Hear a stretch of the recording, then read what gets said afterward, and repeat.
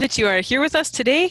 I am curious about who here has attended parts 1 or 2 of our money management series. So if you wanted to put that in the chat and just let us know, yes, I've attended part 1 or part 2. Today we are doing part 3. And is it time? Yes, it's time to go, so we will start now. So welcome to New Journey Housing. Normally we would have you come to our office and you could see where we are downtown, but during the pandemic we are doing these workshops over Zoom, and we're glad that you could join us from your home. We want to start by acknowledging the place where we're in. Winnipeg is located in Treaty Number 1 territory, and these are the traditional lands of the Anishinaabe, Cree, Oji-Cree, Dene, and Dakota peoples, and is the birthplace and homeland of the Métis Nation. And our water is from Shoal Lake 40, which is actually in Ontario. And we mention this at the beginning because when the very first newcomers arrived here in what is now Manitoba, they didn't know how to live on the land. They were brand new, and it was these original traditional people who taught the newcomers how to live here and made treaties with them so that they could survive those first years. And so now we want to remember that history, and we want to show our respect for the people who were here first, and to thank them for sharing this land with us. If you've ever visited our office at 305 Broadway, then you would recognize this picture of our office just above the Starbucks coffee. And we would be happy to welcome you at our office sometime when it opens all back up after the pandemic. But for the meantime, you can reach us by phone or by email. Our clients are newcomers to Canada, so whether you're a permanent resident or you've already become a Canadian citizen, maybe you're an international student or a temporary foreign worker or a refugee claimant, you are all welcome to become our clients. And we can assist you in rental or home purchasing, or today we're giving you information about managing your money. We have a lot of information on our website, which is newjourneyhousing.com. So please, if you have questions, look on the website. You might be able to find your answers, or you can contact us and ask your questions, and we will try our best to answer any questions you have. And as Cody mentioned, we have booklets available. So we have a booklet about renting, buying, and then actually, this new one is called Talking About Money. And so Cody already put the link in for all of you to access the online version of that. And it's basically just a paper copy of what is found in our 3 money management workshops. And so if you're someone who likes to be able to go back to it and see it, then oh my, this went on its own. Then you can have the paper copy. So Money Management Part 3 is a follow-up to 1 and 2. So in number 1, I think some of you maybe attended and you learned some basic budgeting. And in number 2, you learned about credit and your credit score and how to keep yourself safe online and online banking and issues of identity theft. And now we're on to part 3. And so we will talk about taxes, Canadian taxes, filing your tax return. We'll talk about tax brackets, tax credits and benefits. And then we'll get into investing, and we'll talk about registered savings plans and retirement planning. And we will have, we will have a very short kind of break for questions in between the part about taxes and the part about investing. So let's get started. We'll talk about taxes. Now, I have to confess to you that I enjoy paying taxes. I'm happy to pay taxes. And that is because of all of the great things that taxes pay for. They pay for our roads and schools. They pay for our excellent healthcare we enjoy here in Canada, our social security, safety, social benefits like old age security or your child benefit, or for people who are on EIA or receiving GST or rent assist. All of that is paid for by taxes. And what you need to know about taxes is that we pay taxes to all three levels of government. So the federal, the provincial, and then the local city taxes, but they're collected in different ways. So the first way is property taxes, and these are for homeowners or through your rent, and that gets paid to the local government, the city government. Next is sales tax, the PST, which is 8% on retail items paid in Manitoba, and you'll see that on your receipt when you purchase an item at the store.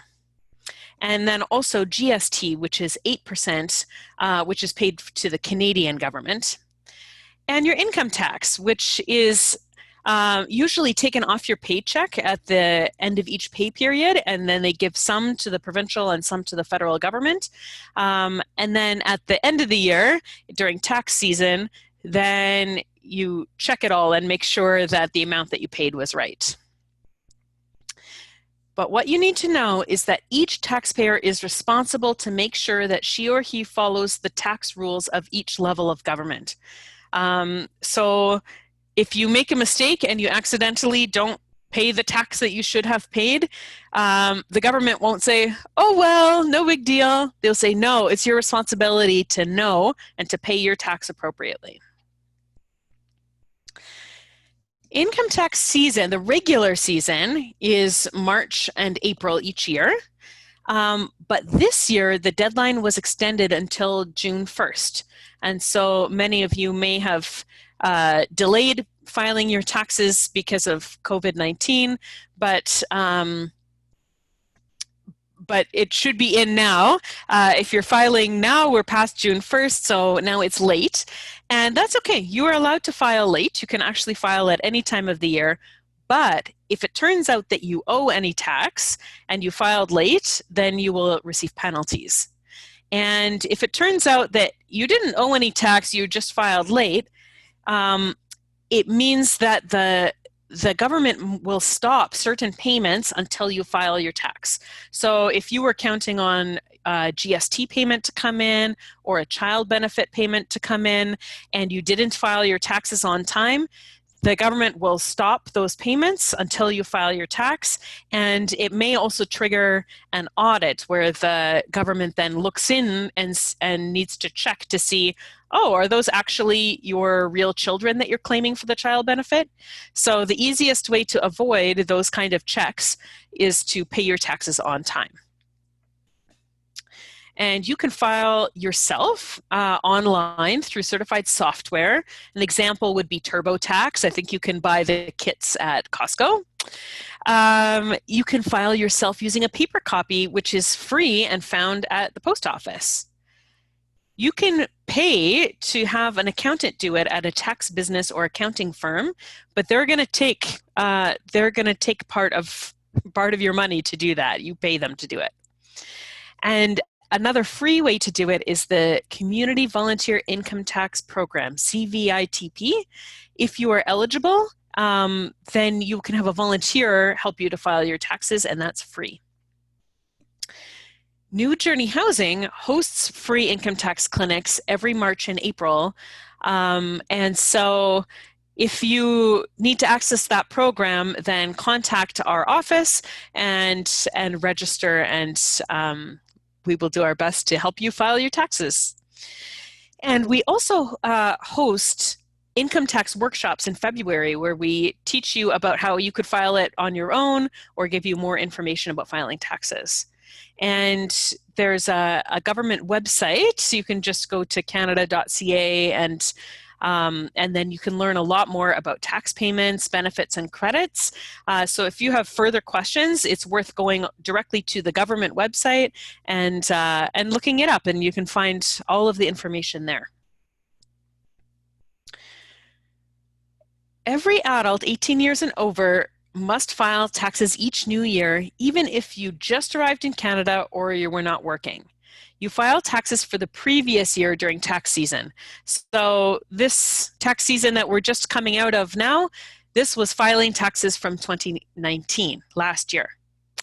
And taxes usually must be filed by the end of April each new year. The purpose of filing income taxes is to calculate the taxes you have already paid, usually when it was taken off of your paycheck, against what is owed according to your situation. And you may also receive benefits from filing your taxes, such as GST funds, child tax benefits, and others. And so once the calculations are done, then you'll find out if you need to pay more or you might receive a refund. It's helpful to understand something about what is called tax brackets. And so here's an example of just the tax brackets that are applied for the federal government. So this is how much tax for this last tax season, 2019, this is how much tax each person, I'm just gonna move my screen here, how much tax each person paid according to their income. So if you in 2019, if you earned less than $47,630, then you are paying in tax to the federal government 15%. But if you made more, let's say you made $50,000 or $60,000 or $70,000 income last year, then the upper portion of that would be at a 20.5% tax rate. And so how they would calculate it, let's say I made $50,000 last year. I would pay the first $47,630 at the lower rate, at the 15% rate, and only my last about $2,500-ish, $2,500, I would pay that at the higher amount, at the 20% amount. If I was, let's say that I made $200,000 last year, then the first $47,000 I pay at the lowest rate at 15%.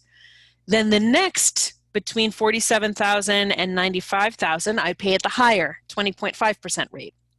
Then the next $95,000 to $147,000 I pay at the next highest rate, which is 26%. And then only the top amount that I made from $147,000 until the $200,000 that I made, that would get taxed at 29%.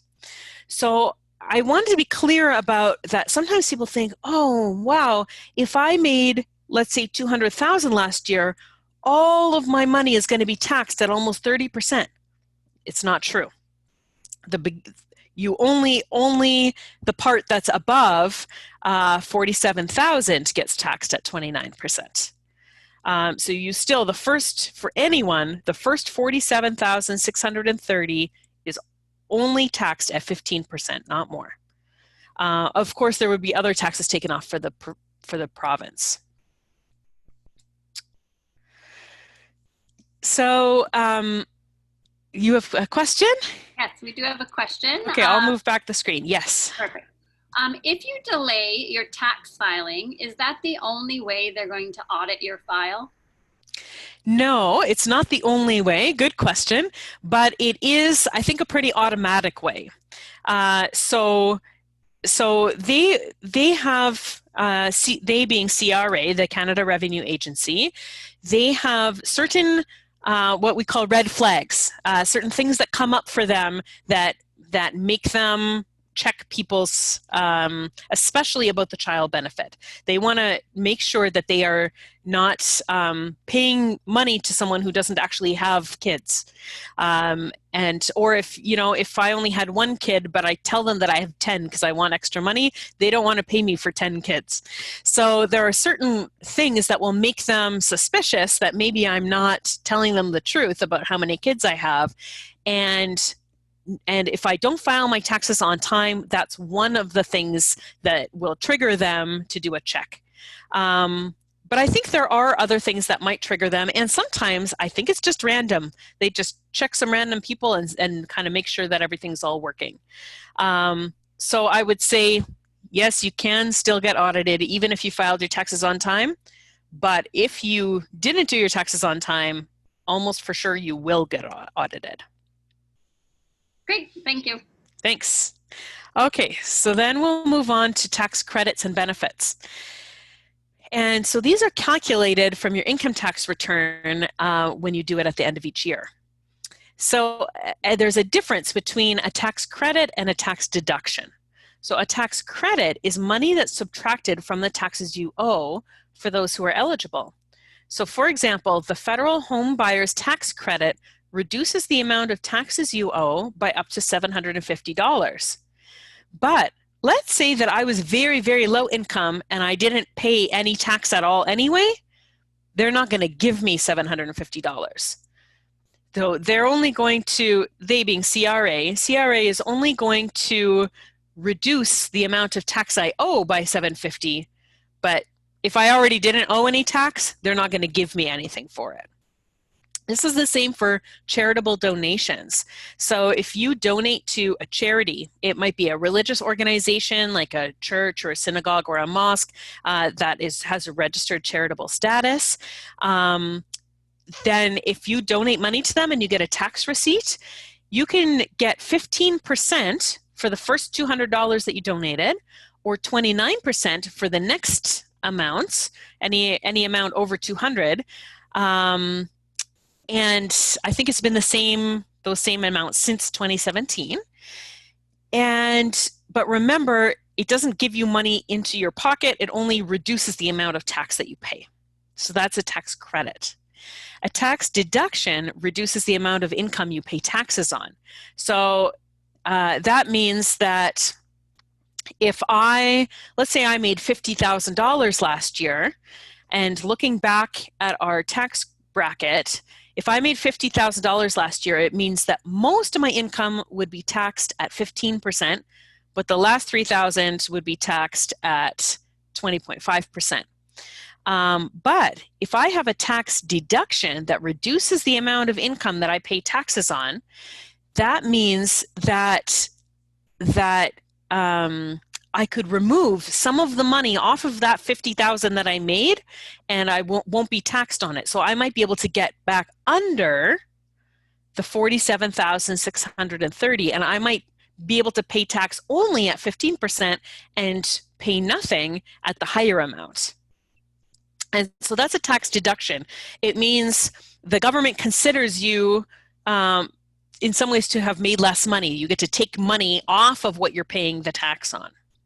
And so examples of things that you can use as tax deduction are RRSP contributions and some childcare and medical expenses. And we're going to talk a lot in the second half about RRSP contributions and how that works with lowering your tax bracket.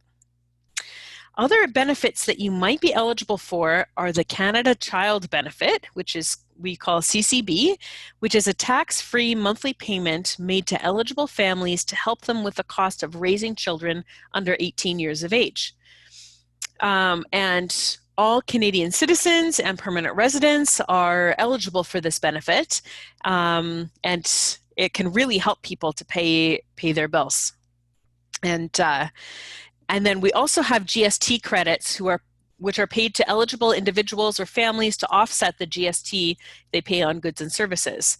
A calculation is estimated when you file your taxes, and if eligible, you will receive a payment 4 times during the year. Sorry, please, what's GST?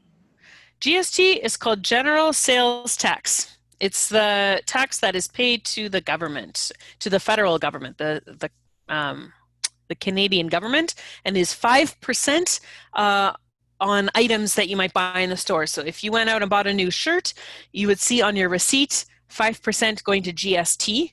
And so the government recognizes that people who are low income are going to have a hard time paying that extra 5% every time they need to buy something. And so they give you some of that money back in the form of these GST checks. I have a couple of slides up here about the CERB, the Canada Emergency Response Benefit. And I think by now most of you probably know what this is because it's been in the news a lot. And if you lost work because of COVID-19, you may be eligible to receive some temporary income support from the CERB. And it's actually been extended. It was up to, I think, 16 weeks, and now it's up to 24 weeks. And so I think I have here, yes, you can go to this website at canada.ca, and you can apply through Service Canada or CRA, but not both.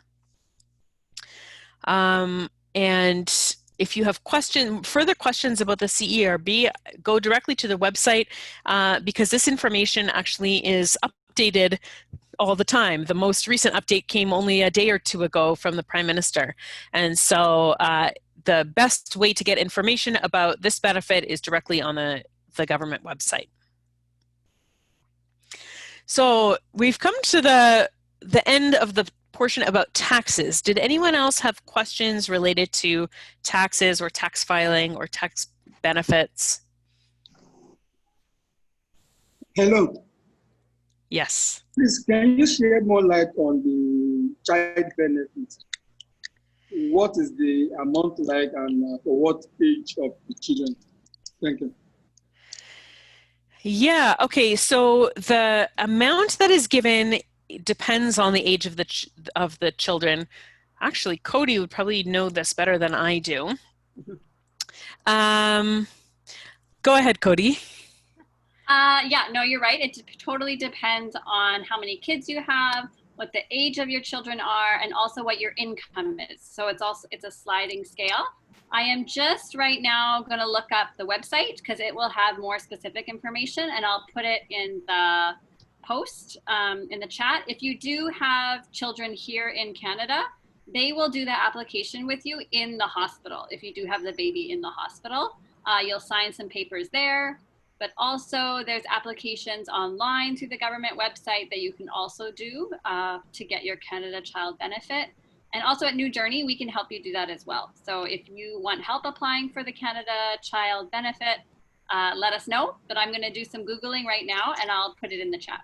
And I think there is also online an estimator that where you can plug in your income amount and then the ages of the kids, and it'll tell you what you probably would get. So maybe, Cody, if you find that, put a link to that one too. Yeah, totally. Yes, there's lots of information here. I'm going to copy and paste it right now. Great. Good question. Anyone else? No questions have come on the chat yet. So I think, oh, hang on. So one question here. Not low income earner.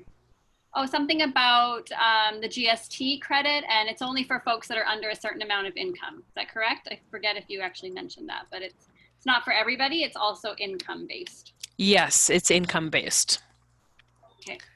So I just put the link there for the Canada Child Benefit, and this link will take you to the calculator where you can estimate your benefits as well. So hopefully that gives you all the information that you're looking for on that one. Great. Thank you very much, Cody. Yeah, no problem. Okay, so let's move on to investing. So what is investing? It is saving money and letting it grow over a long period of time. And it's pretty much my favorite way of making money because if I've invested money, I don't actually have to do anything. I don't have to work for it. I just let it sit there and the money grows over time. And it can earn more money than regular savings in the bank. But investments can have more risk than regular bank savings. And some investments are not insured and can gain or lose value. So we'll talk about what are the different options. But when you start thinking about investing, the first thing you want to think about is what's your goal for these investments? What are you actually saving the money for? And so if it's something that's medium term, we say about 3 to 5 years, and that could be a house down payment or a vacation, something where you think, yeah, I think I'm going to want this money in about 3 to 5 years from now. then you would invest it differently than if it was a long-term investment, which might be 5 or 10 years from now, or even more. It might be your children's education or retirement. So depending on when I'm actually going to want to use that money and take it out, I'm going to invest it differently.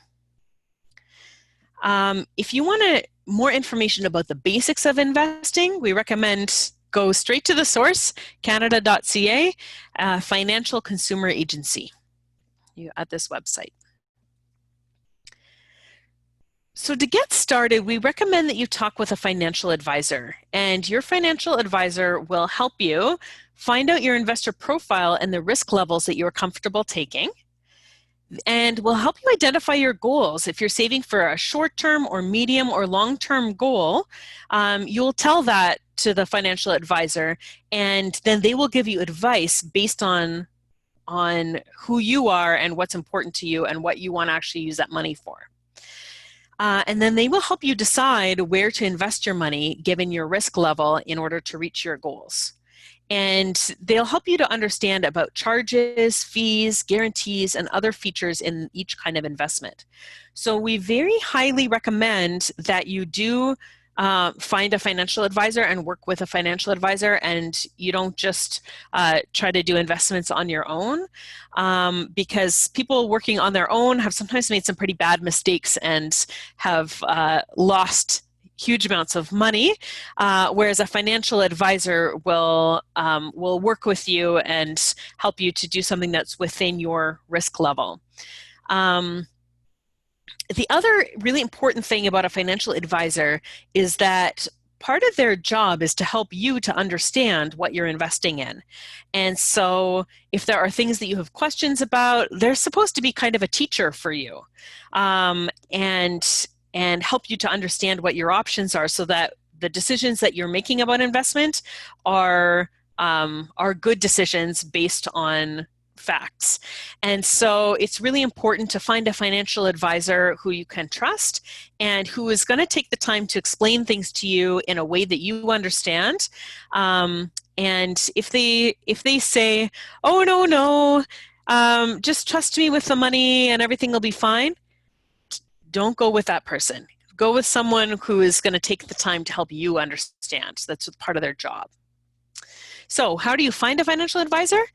If you already are a member at a credit union or a bank, then start at one of those places. You can also go to investment institutions. The life insurance companies have financial advisors, and even not-for-profit organizations can provide financial services. But if you already have an account or a membership at a credit union or a bank, that might be a really good place to start, because then they already know you, you know them, and you're already going there anyway to do your day-to-day banking, and they have financial advisors there. So what is financial risk? It is, please. yes. The charges these financial advisors take from potential investors, is it regulated or purely based on your negotiation with them? So it depends, I think, on what you're investing in, and they are required to tell you what those charges are and kind of how they're getting their money. Usually, they're not charging you an actual fee for your appointments or anything. They're just taking a cut off the top of the money that you make. So the more money that you make, then the more fees that will come in for them. And we'll talk a little bit more about different options that might have higher or lower fees. Just a reminder that if you have a question, please type it into the chat box and Cody will ask the questions. So what is financial risk? Financial risk is the potential of losing your money when investing. It's the level of uncertainty regarding what you will earn or lose on your investment. So it's the part that you don't know. And almost every type of investment involves some kind of risk. Generally, the higher the potential return, the higher the risk. Long-term investments manage this risk as they will fluctuate with current markets but increase over time. And short-term savings with low risk and low interest are intended for short-term goals. So, for example, if I had some money and I want to save it because I think that I might want to buy a house next year, and so I'm going to want that money next year to buy a house, then I wouldn't want to invest my money into something really risky in case between now and the time when I buy my house, maybe the stock market will plummet and I would lose all of my savings. So instead, because I'm trying to save for a short-term goal of wanting to buy a house next year, I would put those savings into something that was low risk and low interest because I want to guarantee that that money is going to be there next year when I need it. And compare that to if the money that I was saving is for my retirement and I'm still pretty young, I could put my money in something much higher risk and the market will go up and down, but over the next 20 or 30 years, over time, it generally goes up and I would make money for my retirement. And we'll look at some charts and graphs about this. Just like this. So if I put in $50,000 in 1956, this is just an example based on actually the housing market. But if I put in money into the housing market, $50,000 in 1956, I could watch it grow for a few years, but if I wanted to take that money out in, let's say, 1971, do you see what happened to the index that year? It dropped. And let's see, I'm going to try to...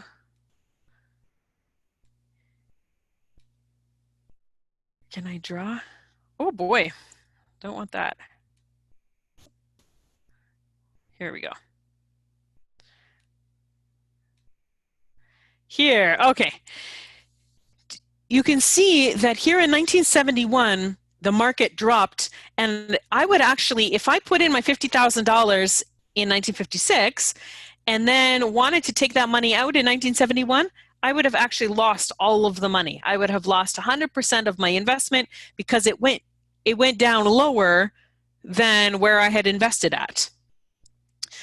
So if I had really been saving to go on a vacation or to buy a house and I wanted to take that money out in 1971, I would have lost everything. I would not be able to buy any of those things. But if I'm going to erase that. But if I was investing in this for my retirement and I wanted to retire, let's say in 2013, it would be a great place for me to put my money. I'd put in $50,000, wait for the market to go up and down as it is, and when I take my money out in 2013, it would be almost at $200,000. I would have made a lot of money just to have it sit there. Now, what about, for example, what happened here in 2008? There was a market crash. And so if I had wanted to take my money out in 2007, I could have gotten about $170,000 for it. But if I had waited until 2008 after the market crash, it would be down to $150,000. So I would have lost $20,000. Even in that case, even if I was retiring in 2008 and so I'm taking my money out at the end of a market crash, we have to remember that I put my money in here at $50,000. And so if it went all the way up here, even if I got it on the downturn in 2008, I still would have made $100,000 just to have it in there, even though it was a downturn. So over time, although the market did have its ups and downs, over time it's generally up. And so over that time, I would have made $100,000 or more just for having it sitting there in those investments.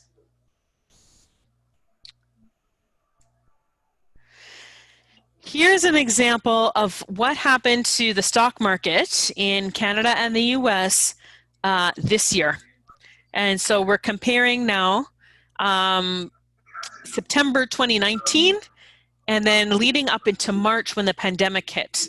And you can see that all of these stocks, they went way down because of the pandemic, and I think they're probably even worse now than they were then. So if I, invested my money in January and I was hoping to get it back out in March, this would be very terrible for me. I would have lost my money many times over. But if I invested money in January and I didn't want to take it out for another 30 years, no problem. This market will crash down and then it'll come back up. And 30 years from now, it's not going to be an issue. That's what we're all counting on anyway. But that's the example of why you don't want to put your money for a short-term goal, something that you might want in the next few years. You don't want to put that into something risky where you could lose it all like this. You put it only in something risky where you have lots of time to wait for it to come back up. So your level of risk tolerance, if you are low or no risk tolerance, then you are risk averse, you cannot tolerate loss, and you accept low guaranteed returns on investment. This means you accept that you're not going to have high interest rates. You're going to have low interest rates, but it's okay because your money is being held safely. So examples are GICs, bonds, treasury bills, and savings accounts. These are ways to invest where you want the money to be there when you need it, and you don't have to worry that it's been lost. And in general, these can earn from 0.08 to 3%. Compare that to high risk tolerance, which means you are a risk taker, you can tolerate loss, and you want potentially high yielding investments. So some examples of the high risk investments are stocks, shares, and real estate. And so yes, even buying a house is a high risk investment. If you buy a house this year and you want to sell it in 20 or 30 years, you can be pretty confident that hopefully your house will be worth more in 20 or 30 years than it was now. But if you buy it now and want to sell it after only a year or two, there's a chance that you might actually sell it for less than what you paid because the market goes up and down. So in general, these can earn from negative 100%. This means you lost all of your money to, 10% or more. Here are some different ways that you can invest. And there was a question earlier about fees. So mutual funds, yes. Sorry, just one question. Yeah. About, is investing in a GIC, let's say at Royal Bank, is it safe? Yeah, a GIC is an example of a safe way to invest, and in some ways the safety is in the name. It's guaranteed. It's a guaranteed investment certificate. So and so what it is that you it's safe because it's locked in. GICs usually you'll agree to lock it in for a certain number of years. So you'll get one kind of interest rate if you've locked it in for 1 year or 2 years or 3 or 5 years. They'll usually give you different rates. And if you agree to lock in your money for 5 years, they will usually give you a slightly higher rate. So they'll give you, a better investment, a better interest rate for you. But it means that you can't take that money out without a penalty. And so if you put your money into a GIC and let's say you locked it in for 3 years, but next year you find a house and you want that money because you want to use that for your down payment, it's not going to be worth it. You won't have made money. You won't have gotten your monies out of it because you would end up having to pay penalties to take it out. So GIC is a good investment if you are willing to leave it in for the length that you're signing up for. So if you know that you're not going to need this money for 5 years and you feel like the interest rate is good for you, then yeah, it's a good one because it's guaranteed. You'll get what you agreed to at the end of those 3 or 5 years. Great, thank you. Yeah. Okay, so mutual funds. So mutual funds are a mix of low or high risk investments that are pooled together in a fund that's managed by experts, and those experts charge a fee based on usually how much it makes. And so you can choose a fund, and your financial advisor will help you do that. You can choose a fund that has a mix of low risk, medium risk, or high risk investments. And the nice thing about one of these funds is that it's safer, I think, than, for example, just directly investing in the stock market or something, buying a stock in a certain company, because this manages the risk by investing in a whole pool, a whole bunch of different things. And so even if one company fails, you won't lose all of your investment because you've invested in many companies. The other thing that I think is nice about a mutual fund is that it is managed by experts. So the experts are saying, oh, we believe that, this sector, maybe the banking sector, is going to be doing really well. They're the ones who thought, maybe let's invest in Zoom before the pandemic and wait for everything to go up. So I am not someone who is going to spend a lot of time thinking about what are the best things to invest in. That seems very risky for me. I'm not an expert. But I'm happy to pay a small fee to an expert who is good at that, and they will invest my money for me in these mutual funds, which is this mixed investment in multiple companies. And I don't actually see the fees because they just take it off of some of what I've earned. And I think that they do much better for me than if I was just to try to do it on my own. So I don't mind that they take a small fee for it. A similar idea is ETFs, which is exchange traded funds. And that means that instead of an expert helping you to pick, well, they will pick and choose certain companies or certain things to invest in. Instead, you just invest in the whole exchange. So for example, we have the Toronto Stock Exchange or the New York Stock Exchange. So an exchange traded fund means you're just investing in the whole Toronto Stock Exchange, for example. And as the Toronto Stock Exchange goes up, then you make money. And if the stock exchange goes down, then you lose money as the market fluctuates. The nice thing about that is that those have lower fees because you're not having financial experts that are buying and selling for you, because you've just bought into the exchange itself. And then there's also something called segregated funds, which is like mutual funds but sold by the insurance companies. And so things that you might want to consider when you're choosing a fund is, does it fit with your values? There are certain ethical funds, or you say, for example, I don't want to be investing in, for example, cigarettes. I don't believe in supporting the tobacco industry, or I don't want to be supporting guns and the gun industry. And so I wonder how that happened. That's weird. Okay, and so another thing to think about is how much it costs to manage. How much are the fees? And so you can meet with your financial advisor and ask, how much are the fees on each of these things? And then I think in some ways one of the most important is past performance. If my financial advisor is advising me to invest into a certain mutual fund, I need that person to tell me, how did this mutual fund do last year? How did it do the year before that? How did it do in 2008 when the market crashed? How did it do now in March in 2020 when the market crashed again?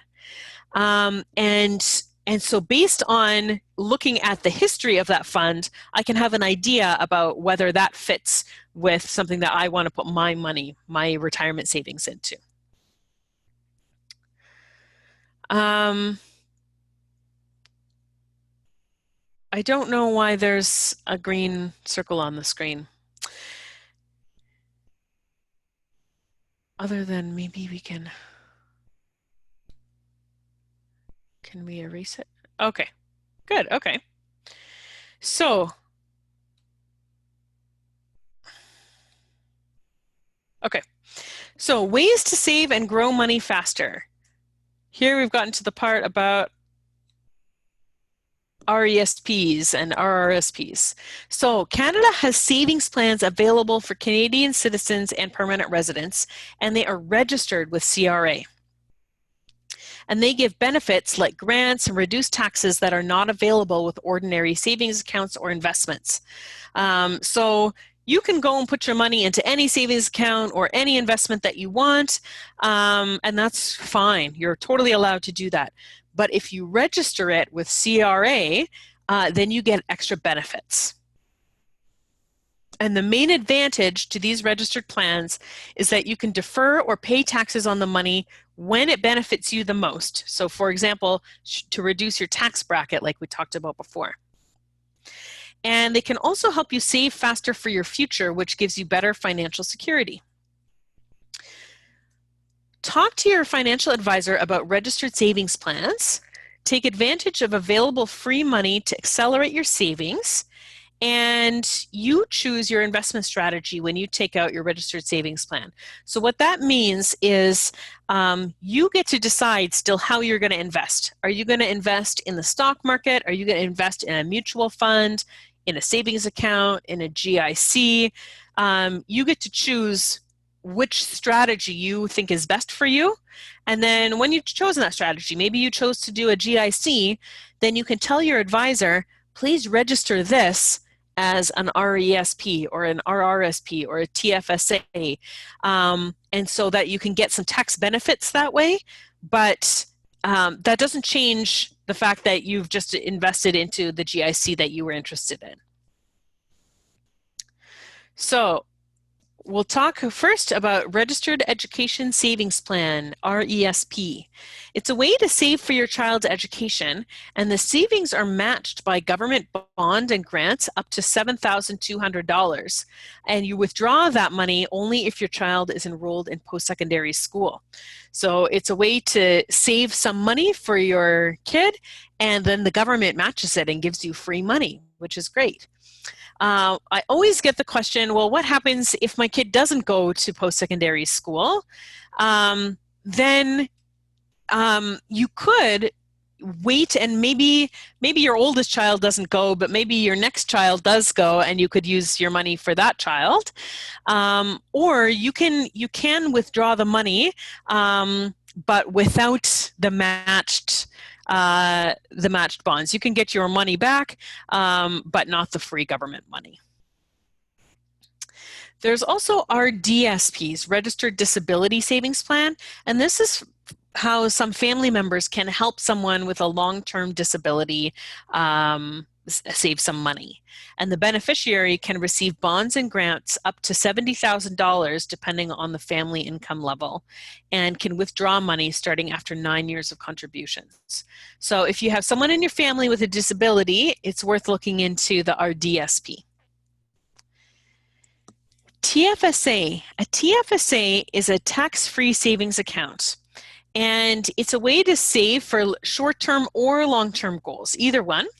And your interest earnings on your savings are non-taxable, and you can withdraw the money at any time. And the government tells you that you can have $5,500 each year from 2016 to 2018. There was $10,000 that you could save in 2015. So each year the government tells us how much money each person can put into a TFSA. And I'll compare that to the RRSP, the Registered Retirement Savings Plan. This is a way to save for your retirement and receive a tax credit. Interest earned is non-taxable until you withdraw the money. Withdrawing only, you start withdrawing only when you turn 65 years old. And early withdrawal is allowed to pay for a house down payment or lifelong learning, but you will need to pay that back. And to know how much you're allowed to put in an RSP, you look at your notice of assessment. It'll say on your income tax return from last year, it'll tell you how much room you have for an RRSP. So the way to, if you're trying to decide, should I invest in a TFSA or an RRSP, for me it's helpful to go back and look at the tax brackets and look at where do I stand right now in the tax brackets. So for example, if I'm making less than $47,000, I'm in the very first tax bracket, I'm only paying 15% of my income to federal income tax. Then it might be the best for me to invest in a TFSA, because that means that when I make my income, so I go to my job, I get a paycheck, I get my income, I'm going to pay my tax, and I'll pay all the tax. I'm happy to pay all the tax now because I'm paying at the lowest rate. I'm paying only at 15%, so this is a great time for me to pay all the tax. So I go to work, get my paycheck, pay my taxes. I have a bit left over for investment. I'm going to put that investment into, let's say I'm going to get a GIC and I'll register it as a TFSA. The TFSA means that all of the money that I invest, as it earns interest, I don't have to pay any tax on that interest. So if I put in $2,000 and it grows up in tax and I make an extra $500 off of it, I don't have to pay tax on that $500. It's tax-free. That's what a tax-free savings account is, a TFSA. So TFSA is really great for someone who's already paying tax at a very low tax bracket. That means after you do your investments, you don't have to pay taxes on the money that you make in your investment. The opposite is true with an RRSP. An RRSP is better for someone who's in a higher tax bracket. So let's say that I make $200,000. That means that the last $10,000 that I make every year is I'm paying here at 29%. Well, maybe I don't want to pay quite so much tax on that money. 29% is a lot to pay for my federal taxes. So I might say, okay, I make $200,000. I'm going to invest, let's say, $50,000 or $60,000 into an RRSP. So what's going to happen if I put that $60,000 into an RRSP is that the government will consider me to take that out from the 200. So let's see if I can draw here with my pen. No, go back. Why? Maybe from this one. Annotate. Okay. I'm going to draw. Here, okay. So I make $200,000, which puts me in this tax bracket, which means that I am paying the higher portion of my money, the part that's over 147,000, I'm paying at a 29%. So I say, okay, I'm going to take out 60,000 and I'm going to put that into an RRSP. RRSP. And So that means I'm going to subtract, I get to subtract that 60,000 that I'm putting into the RRSP. I get to take that off of the 200,000 that I made.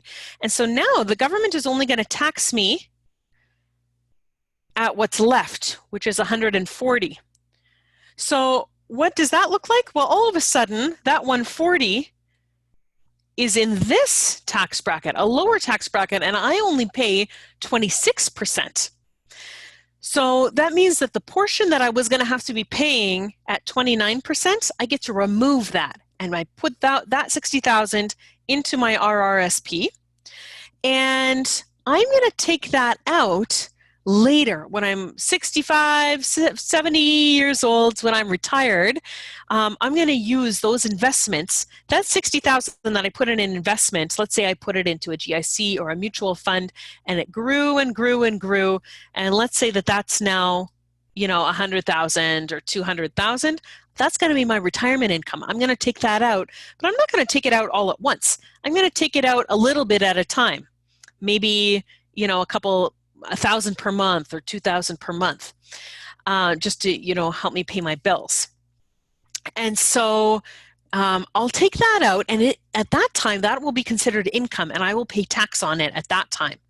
But no problem. For me to be taking out 1,000 or 2,000 a month and pay tax on that, that'll be back down here in my lower tax bracket. I'll be paying only about 15,000. So by investing in an RRSP, it means I get to remove money that would have been at a higher tax bracket and paid now, and instead I remove that out of my taxes, I invest it, I put it into something for retirement, and when I take it out later, I pay it at a much lower tax rate, and so I've saved myself a lot of money doing it that way, and that's an RRSP. Thanks, Diana. Yep. Sorry, I'm trying to mute someone, but it's not letting me. Catherine, if you just want to put yourself on mute so we don't hear the background noise, that would be great. And we just had a question, not specifically about this, but can you tell the difference between, or talk about the difference between compound interest and simple interest? Sure. Although I would mention that that is covered in Money Management Part 2. And so I will mostly save that for maybe you can have a chance to go to Money Management Part 2. But just quickly, compound interest means that your interest starts to add up.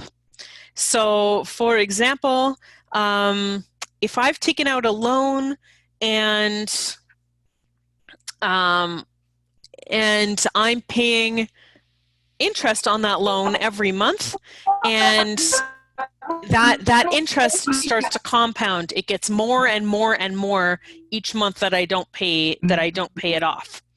And so the way to avoid compound interest if you're in debt is to pay off all of your interest and all of as much as your principal as you can every month. But I'm going to leave the rest for you to attend Money Management Part 2 because that's where we talk about that. Sounds good. That's all the questions for now. Okay, so we're on to the very end of our workshop here, talking about retirement. When you stop working, your retirement income could come from any of the following: OAS pension, which is old age security for eligible seniors who have lived in Canada for at least 10 years. It usually starts at age 65 and may also include the guaranteed income supplement to help seniors with very low incomes. There's also the Canada Pension Plan, which is an enforced savings plan for retirement. You and your employer contribute over your work history in Canada, and you can start using it at age 60 or 65. And depending on which company you work for, that you might have a company pension plan. And so this is money saved for you by a company where you work. And then you might have your own savings. And because if you rely only on kind of the government pension plans, it's not enough to live at a nice high level. Those pension plans people are basically living in poverty if they were relying only on, OAS pension. And so we encourage everyone to also do your own saving for retirement. And you can do that in a registered way. You can register your savings through an RRSP or a TFSA, or you can just do any regular saving that you want that's not registered. You can put it into a savings account or an exchange traded fund, or if you're feeling really confident, you could invest in some stocks. Anything that works for you. And then people also sometimes get inheritance or gifts, and it's money that you might receive from family members, usually when they die, and you don't pay tax on it. So if a family member gives you a gift or an inheritance, you don't have to worry about tax on that. But it's best to start saving for your own retirement as early as possible and let time grow your savings and investments. For example, if you have $1,000 in savings at 5% compound interest, which, as we said, is building your interest up and letting it grow and compound on itself. So if you have $1,000 in, on your 65th birthday, you would have accumulated $44,900 if you started saving it at age 20. So at age 20, you put in $1,000 at 5% in interest, and you just let it sit there and grow. 45 years later, you would have made almost $45,000. If you started at age 30, you would get $27,600. If you started at age 40, you would get $16,900. So the idea here is try to start as early as possible. These three different people didn't save different amounts. They just started at different times. And so the earlier that you start these savings, then the more it has a chance to grow. It might be a great birthday gift for your kids is put some money into an investment for them, and they can access it many years from now when it's much bigger. If you're wondering about what kind of retirement you might have and how much money you might have when you're retired, you can go to the government website, and they have a retirement income calculator there, and then you can get an idea about how much you'll have. And that's it. We've come to the question part. Yeah, thanks, Diana. Lots of info here, guys, about investments, money, interest, all those fun things. We do have a question kind of in two parts. Can I have an RRSP if I am still in a lower tax bracket of, say, 15 or 20%? And the second question is, what is the implication of removing some of the money to buy a house? Great questions. Yes, you can buy register your money into an RRSP now or at any time. The only issue is that it doesn't really benefit you very much. If you're already in the lowest tax bracket, there's no real benefit for you to not just pay that tax now. It's best to pay your taxes when you're in the lowest bracket and then get the tax savings later using a TFSA.